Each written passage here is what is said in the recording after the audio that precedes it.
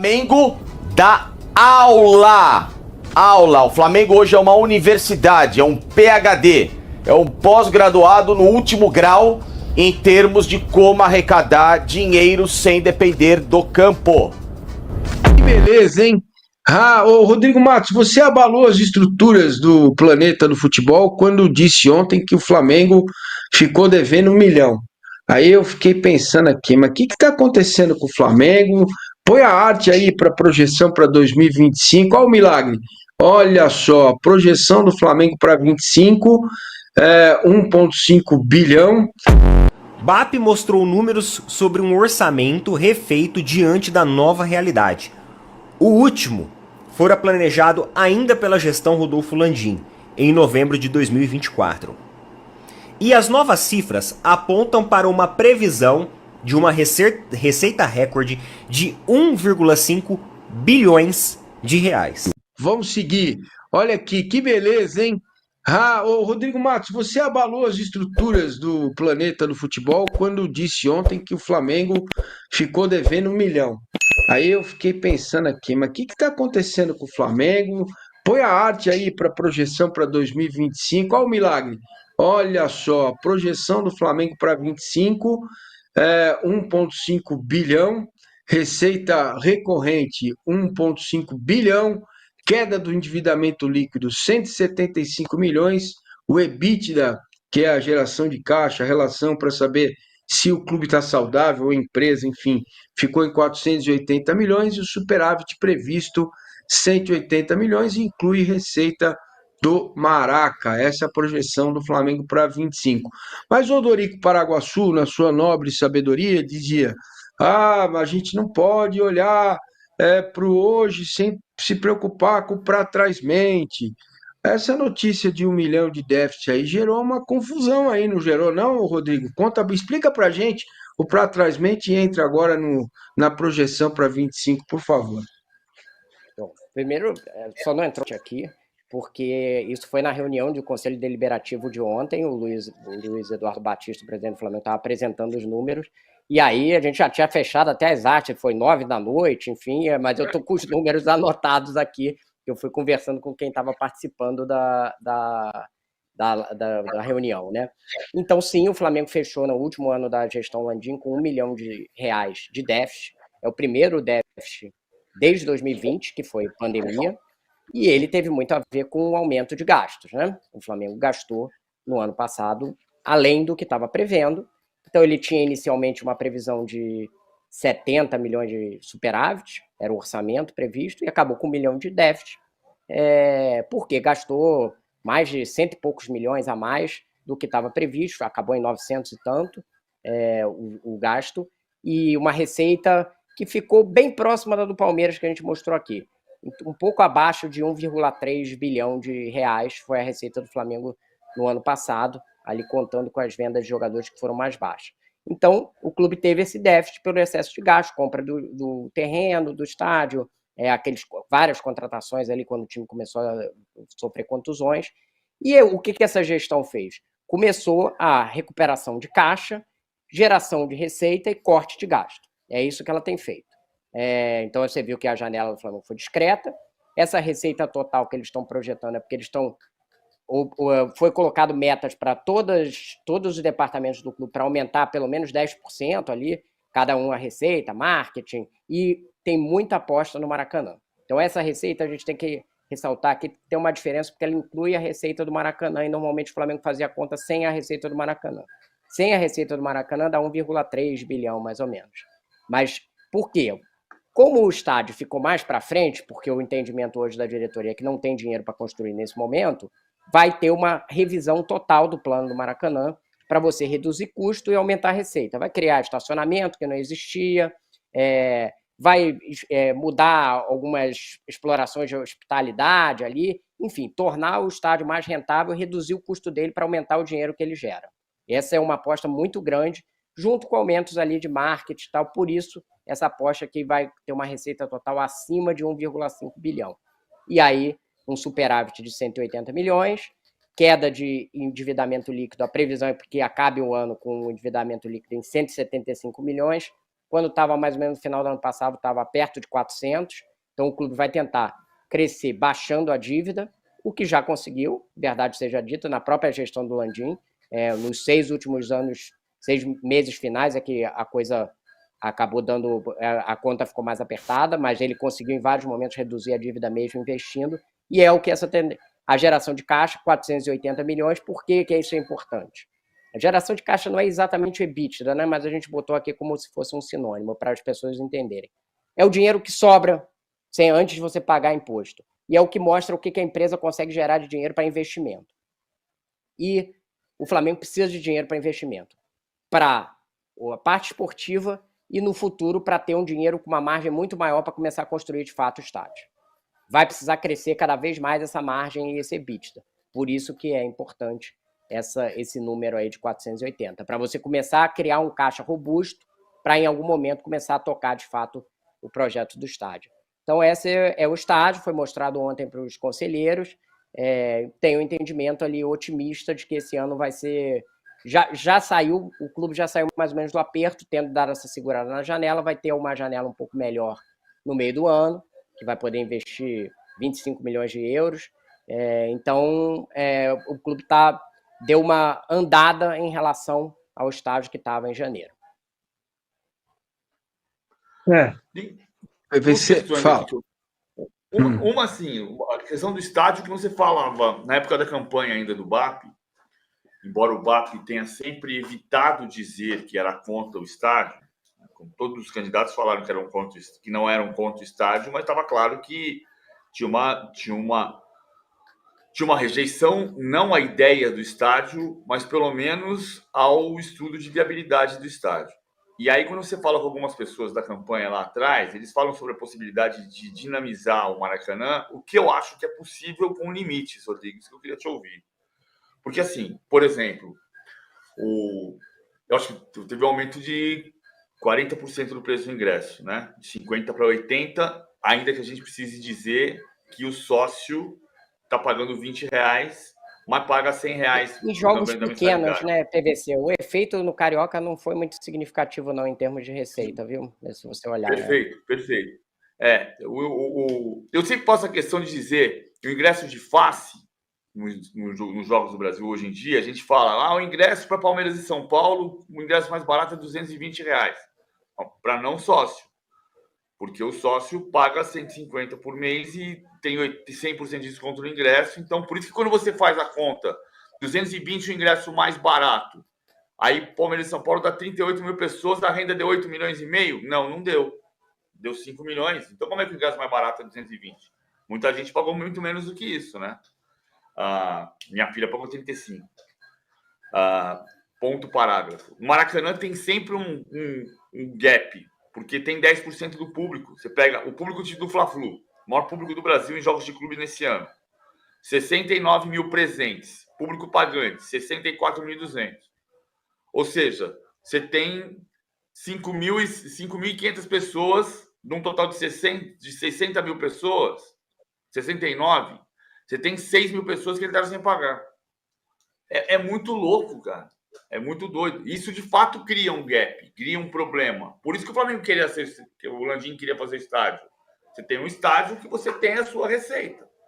Agora, tem uma possibilidade, que é o que o Rodrigo está apresentando aqui, que você tem um plano de explorar melhor estacionamento, explorar melhor serviços, tentar aumentar a rentabilidade do Maracanã, porque hoje o Flamengo é dono de mais da metade do contrato de concessão do Maracanã. Então, o Maracanã é o estádio do Flamengo, custo, né? nesse momento. E reduzir o custo. Eles estão trabalhando muito com a margem, né? Porque o que a gente fala? Se você pegar o Allianz e o estádio do Corinthians, por exemplo, os dois, em geral, eu não olhei os últimos bordeiros, mas em geral eles levam 2/3 da renda deles. O líquido é 2/3 da renda. Em geral, os dois tinham essa... Isso é uma média aceitável ali em estádios privados. O Flamengo leva muito menos, porque o custo do Maracanã é muito alto. Então, eles disseram que já conseguiram melhorar a margem, abaixando os custos, mas querem avançar mais nisso para tentar chegar nesse patamar de 60% de receita líquida, que seria uma grande vantagem. Eu não entendo por que o custo é tão alto no Maracanã. Que diferença tem o Maracanã para os outros estádios? Os outros, em tese, por exemplo, a gestão... Por exemplo, as gratuidades. Se você tem. Cada jogo você tem. Não dá todo jogo dá 10%, mas se você olhar se você pegar sempre público presente, público pagante, você vai ver que tem 7 a 10% do público que entra sem pagar ingresso. É um pedaço do problema. O problema é que o estádio ele é gigante e não foi construído para jogo de clube. Ele foi construído para uma Copa do Mundo, ao contrário do Allianz e mesmo do Corinthians ter sido usado na Copa do Mundo. Então é mais difícil setorizar ele. Não vai dar 70 mil todo jogo. Você tem que fechar setores para gastar menos, porque senão fica tudo ligado. Fica lá ligado para 70 mil pessoas. Mas você tem, sei lá, 30, 35 mil pessoas. Se você recebe 30, 35 no estádio 40, como é o do Palmeiras ou do Corinthians, que é 45, 40... o desperdício é muito menor, digamos assim, né? Então é um estádio caro e difícil. É um desafio que eles vão tentar aí de fazer essa questão de redução de custos. Agora, Rodrigo, quando fala que é a história do estádio, a história do estadual derrubou muito isso mesmo por causa dos jogos pequenos e do aumento de preço, a equação não funcionou. Mas o Flamengo tem tido sempre média de público de 55 mil pessoas. De 2019 para cá, 51, 52, 55. Não é a média de público do Borussia Dortmund. Mas a média de público do Flamengo, porque a gente acha que no passado você tinha jogo, todo dia tinha jogo de 50 mil. Não é verdade. O Flamengo cansou de jogar no Maracanã. A média é muito melhor. Muito melhor. Eu acho que com exceção do campeonato lá da década de 80, né, PVC? Você que tem essa cabeça boa aí, mas tem um campeonato da década de 80 que é recorde, né? Não, mas sim, fora mas isso... se você pegar os jogos de Flamengo e Atlético, que é o segundo maior jogo da história do Brasileirão em público, 154 mil, no mesmo campeonato, o Flamengo jogou contra o Botafogo da Paraíba para 24 mil, 26 mil. E o estádio tinha 200 mil lugares. É o que você está dizendo. Como é que você faz um estádio de 200 mil lugares? De 200 mil lugares e você tem jogos de 26 mil, de 10 mil, de 5 mil, de 12 mil. 92 tem o Flamengo e Cruzeiro na Copa do Brasil, numa segunda-feira, que tem um público de 18 mil. Então, assim, sem conseguir setorizar. Você não consegue fechar. Você tem a dificuldade é você fechar um setor inteiro e não gastar luz, água naquele setor. Aí você tem 3 pessoas, está tudo aceso. E o contraponto, essa conta eu adorei fazer. Eu sei que estou me alongando, mas desculpa. É a primeira vez na história que o Corinthians tem contraponto. 40 mil pessoas em 28 jogos seguidos. 29, porque contra o Palmeiras vai dar também. Primeira vez. Se você pegar 77, que é recorde de público em São Paulo, o quarto jogo de trás para frente do recorde foi Corinthians e Portuguesa no Morumbi, que tinha 150 mil lugares, para 37 mil. E era o Corinthians e a Portuguesa fazia clássico naquela época. Falo para vocês aqui que existem 2 movimentos muito interessantes financeiros dentro do futebol brasileiro. E esses movimentos, eles basicamente sempre acabam vindo de Flamengo e Palmeiras. As outras equipes do futebol brasileiro, eles tentam acelerar a sua construção financeira, o seu poder aquisitivo, se endividando mais. Ou às vezes partindo ali para a Sociedade Anônima de Futebol, etc e etc. Agora, olha essa matéria aqui de ontem à noite da CNN. Ela traz um retrato do que está acontecendo agora dentro dos bastidores ali do Flamengo e uma coisa que eu achei muito interessante e eu vou citar para vocês aqui. Olha só, eu vou ler um trechinho da matéria para a gente poder se situar. Depois de quase 100 dias, de assumir a presidência, o Luiz Eduardo Batista compareceu a uma reunião do Conselho Deliberativo para dar um panorama sobre a saúde financeira da equipe rubro-negra. BAP mostrou números sobre um orçamento refeito diante da nova realidade. O último fora planejado ainda pela gestão Rodolfo Landim, em novembro de 2024. E as novas cifras apontam para uma previsão de uma receita recorde de 1,5 bilhões de reais, um superávit de 180 milhões e uma queda do endividamento do clube em 175 milhões de reais. A dívida líquida, segundo o presidente, ela aumentou de 48 para 346 milhões de reais em 2024. Isso por quê? 2 motivos alavancaram isso. a contratação do Alcaraz e do Plata e também a compra lá do terreno do gasômetro para viabilizar o estádio. Então por isso que o endividamento do Flamengo ele aumentou. Ah, Neto, mas peraí, os caras estão projetando 1,5 bilhões com superávit e o Carvalho a 4 e você fala que o endividamento ele aumentou? Sim, porque a projeção do 1,5 é ao longo desse ano. Existem dois cenários, o cenário atual e o cenário futuro. Então o Flamengo ele planeja, ele mira aí o Palmeiras como esse exemplo aí de uma margem de lucro muito bem sucedida que passa os 70%. Tem condições de chegar à margem do Palmeiras? Tem, porque tem um estádio maior para isso e tem uma torcida maior para isso. Então, o Flamengo tem condições até de passar a margem do Palmeiras, eu acho. Aí a gente tem que fazer a matemática da coisa. Mas eu acredito que tem condições sim, e num ticket médio mais barato. Porque o Maracanã, ele acomoda pelo menos 20, 25 mil torcedores a mais do que o Allianz. Não Bernardo, adianta, senão por não exemplo, compete. eu tava conversando com uma Não pessoa, compete. essa pessoa me disse o seguinte, o Flamengo hoje tem uma folha de pagamento que gira em torno de 35 a 40 milhões. Se chegar em 55, ou seja, ele entrar em 10 milhões, não vai fazer diferença nenhuma. Ele arrecada pra isso. Agora, o que não pode é o Corinthians fazer isso, querer fazer o que o Flamengo faz, porque ele não arrecada o que o Flamengo arrecada. Você, aquele velho, Na axioma verdade, ele popular, arrecada. O problema é o que ele arrecada. deve. Não, o Corinthians nunca bateu em 1 bilhão. Nunca. O Flamengo tá indo pro quarto ano pra Por isso passar de 1 bateu bilhão. 750 milhões na nunca última, bateu em 1 último bilhão. ano. Nunca bateu. Não arrecada. O Corinthians não pode pagar tudo isso. O Palmeiras não pode pagar o que o Flamengo paga. O Flamengo é o time mais rico do futebol brasileiro. Não adianta. O Flamengo está contratando, nós também precisamos contratar. Não é assim. Não é assim. Então, quando eu falo que o Flamengo inflacionou, ele inflacionou porque ele pode. Ele pode. Agora, se vocês não podem, o problema é de vocês. Eu posso fazer isso. Você, Sormani, você até pode, mesmo no caso do Palmeiras, que tem uma situação estável, você até pode fazer um investimento mais arriscado. Porque um clube desse, na chamada conta de padaria que a gente brinca, você equaciona, divide a dívida bonitinho mediante o que você arrecada.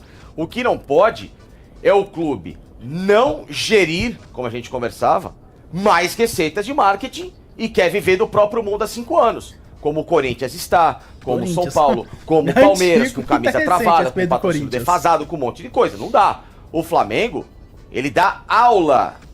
Atenção, acabou de atenção, fechar. Não significa atenção, que no campo... o Flamengo, não, eu não tô falando de campo, tô falando fora. Não, tudo bem. O Flamengo dá aula.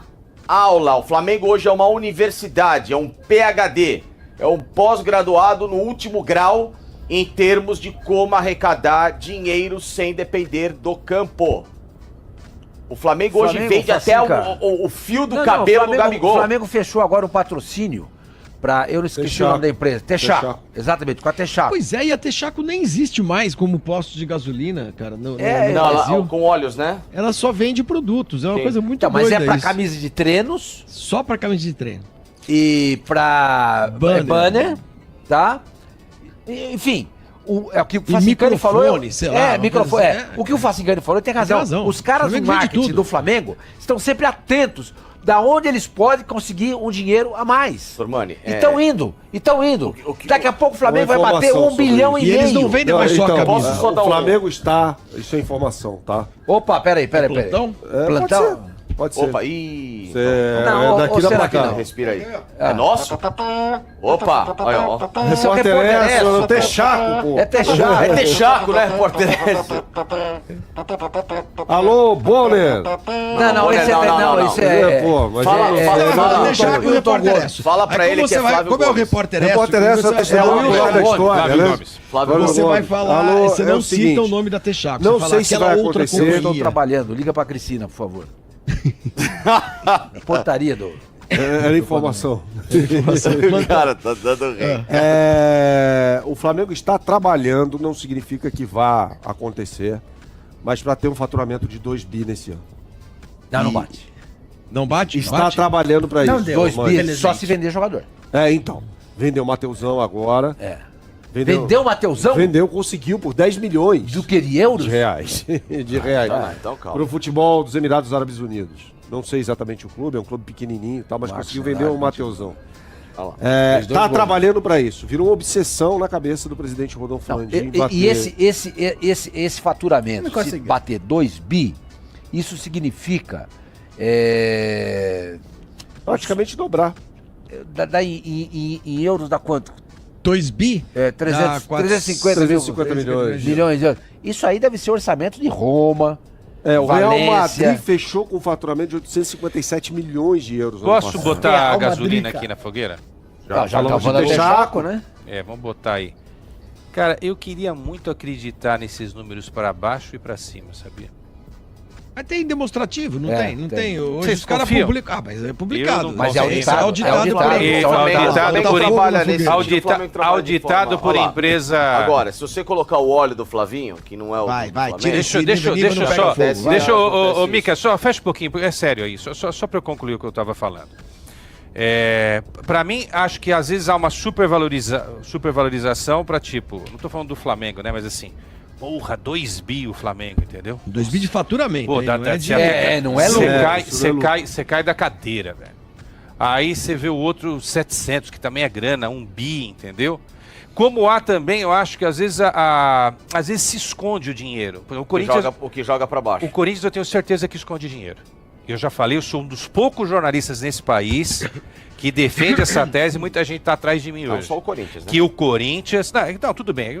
Não sou o É, Corinthians. mas estamos na mesma exato. sintonia, eu também acredito que, com você. que esconde dinheiro. O Palmeiras tem dinheiro pra caramba, cara. E esconde mas, dinheiro. mas fica com o pires na mão. Então é aí, aquela história. Os caras escondem o dinheiro, falam que não tem, fazem papel de coitadinho. Eu provo isso e eu desafio qualquer cara do Corinthians, do Conselho, quem quer que seja, a vir discutir comigo isso.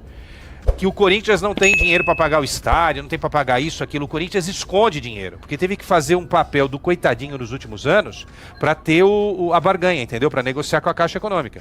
Pô, se você sabe que eu tô devendo dinheiro para você e eu tô andando de Ferrari, você falou que